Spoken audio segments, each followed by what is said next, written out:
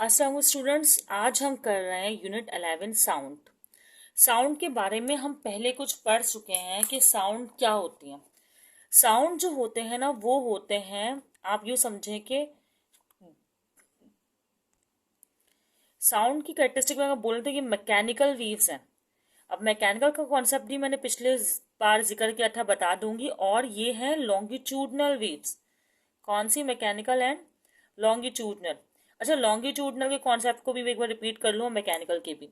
Mechanical waves वो होती हैं जिन्हें मीडियम की ज़रूरत होती है ट्रैवल करने के लिए। सही, मीडियम मतलब एयर, सॉलिड, लिक्विड, गैसेस, कुछ भी मीडियम होना चाहिए ट्रैवल करने के लिए।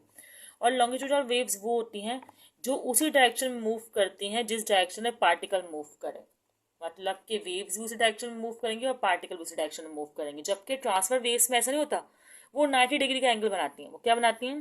परपेंडिकुलर होती हैं, 90 डिग्री का एंगल बना रही होती हैं। सही है। अच्छा, अब यहाँ पर देख लेते हैं। यहाँ पर कह रहे हैं प्रोडक्शन ऑफ साउंड वेव्स। अब प्रोडक्शन ऑफ साउंड वेव्स मैं बात कर रही हूँ ना आप लोगों से, तो इस वक्त मैं बोल रही हूँ तो मेरे वोकल कॉर्ड्स। अच्छा, production of sound waves by vibrating source. इस वक्त जो वाइब्रेट हो रहे हैं ना, मेरे वोकल कॉर्ड्स वाइब्रेट हो रहे हैं। सही है। वोकल कॉर्ड्स जो आपको अल्लाह ताला ने कुदरती तौर पे दिए हैं, वो वाइब्रेट हो रहे हैं, जिसकी वजह से साउंड प्रोड्यूस हो रहा है।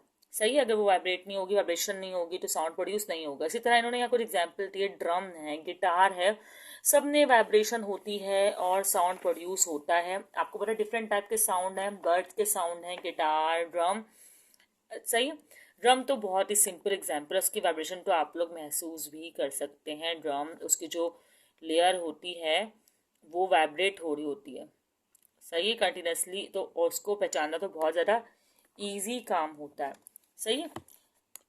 उसके अलावा वाइब्रेटिंग बॉडी से प्रोड्यूस जरूर होगी, लेकिन सुनाई तब देगी जब बीच में मीडियम होगा। जैसे कि अगर मैं बात कर रही हूँ और मेरे सामने सुनने वाला बैठा हुआ है, तो हमारे बीच में एयर है, ऐसा मीडियम, और उस एयर में भी डिस्टर्बेंस प्रोड्यूस होगी।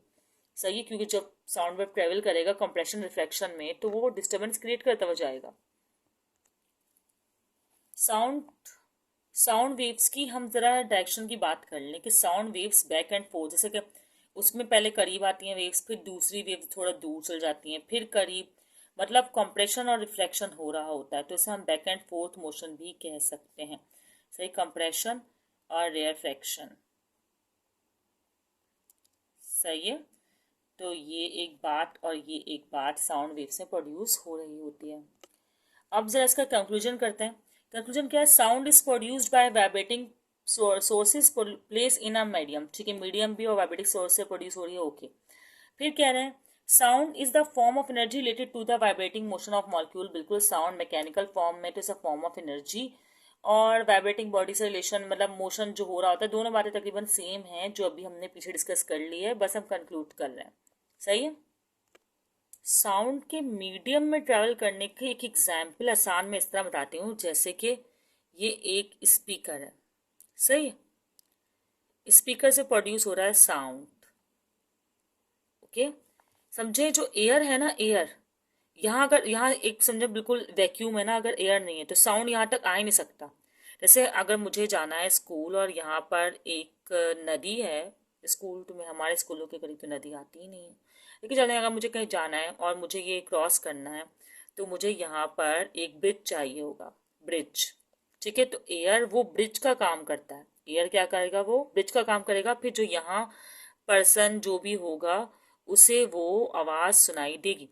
अदरवाइज यहाँ नहीं हुआ, तो जब आप ब्रिज ही नहीं होगा, आप उसे क्रॉस नहीं करेंगे और आवाज़ सुनाई नहीं देगी।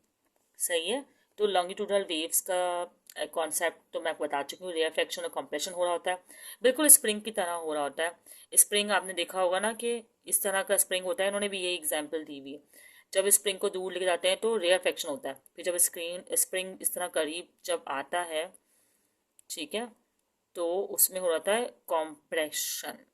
सही है। तो ये एक एग्जाम्पल स्लिंगी स्प्रिंग की हो गई। स्लिंगी है, स्लिंगी स्प्रिंग, यस, स्लिंगी स्प्रिंग। सही है। अच्छा, ये मैंने ये वाला स्प्रिंग बनाया है, आप भले मास्क नहीं लगाएं, ये हर तरह के स्प्रिंग में ये काम हो सकता है। अब हम पढ़ रहे हैं कंप्रेशन और रिफ्लेक्शन के कुछ पॉइंट्स इंपॉर्टेंट दिए हुए हैं। कहा गया compression are region where air pressure is slightly higher. बिल्कुल, जब मॉलिक्यूल करीब होते हैं तो प्रेशर ज़्यादा होता है। गैस की मिसाल ही ले लें कि अगर आप एक स्मॉल मिसाल दे रही हूँ कि ये एक गैस है जिसको मैंने एक कंटेनर में इसमें रखा हुआ है, और ये एक गैस है, यही गैस मतलब ये 2 ग्राम गैस है अगर, तो ये भी 2 ग्राम है, बस कंटेनर का साइज बढ़ गया। तो यहाँ पर क्या होंगे, मॉलिक्यूल करीब करीब होंगे तो प्रेशर ज़्यादा होगा।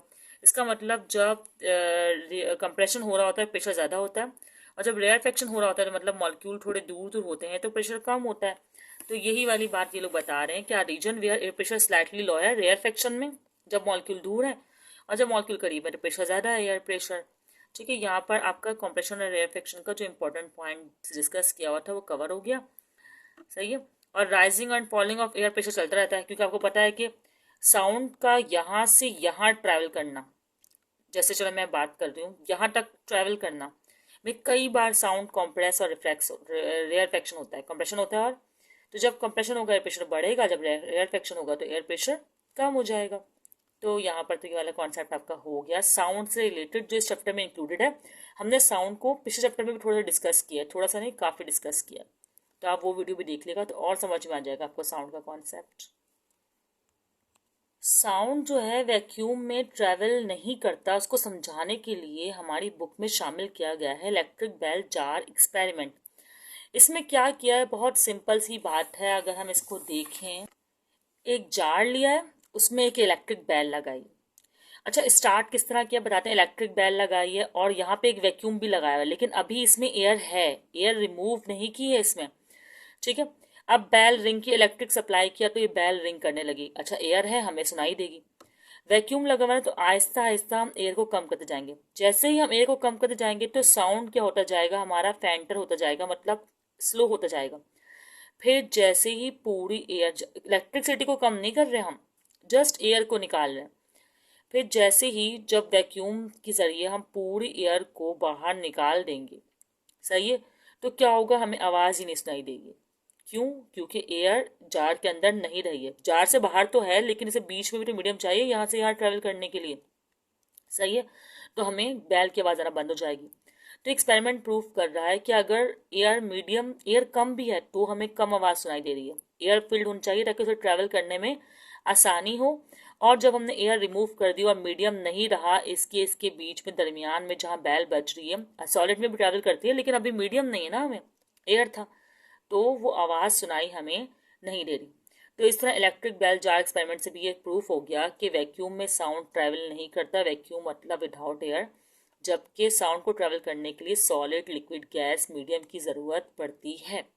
और सॉलिड, लिक्विड, गैस में स्पीड भी जो है वो साउंड की चेंज हो जाती है। अगर मैं इस पॉइंट को वो करूं तो मीडियम चाहिए होता है, और डिफरेंट स्पीड्स होती हैं डिफरेंट मीडियम में, different speed of sound in different medium, ये वाला भी एक पॉइंट है। सही है, ओके। यहाँ पर हमने साउंड को बेसिकली तौर पर समझ लिया है। कॉम्प्रेशन, रेयरफेक्शन, मैकेनिकल, लॉन्गिट्यूडनल, ये कॉन्सेप्ट हमने कर लिए हैं। नेक्स्ट वीडियो में हम साउंड के बारे में जो फर्दर टॉपिक्स हैं या न्यूमेरिकल हैं उसको डिस्कस करेंगे। अच्छा, साउंड के न्यूमेरिकल मैं चैनल पे पहले ही अपलोड कर चुकी हूँ, तो आप लोग उसको उसमें से देख सकते हैं। न्यूमेरिकल स्टूडेंट्स की रिक्वायरमेंट होती है, इसलिए पहले अपलोड कर दिए जाते हैं, उनको होमवर्क के लिए भी चाहिए होता है। इस वीडियो में आपको कोई क्वेश्चन पूछना हो कि कोई कॉन्सेप्ट या कोई बात जो कि नहीं समझ में आई हो, तो आप लोग मुझसे पूछ लीजिएगा। अल्लाह हाफिज़ स्टूडेंट्स।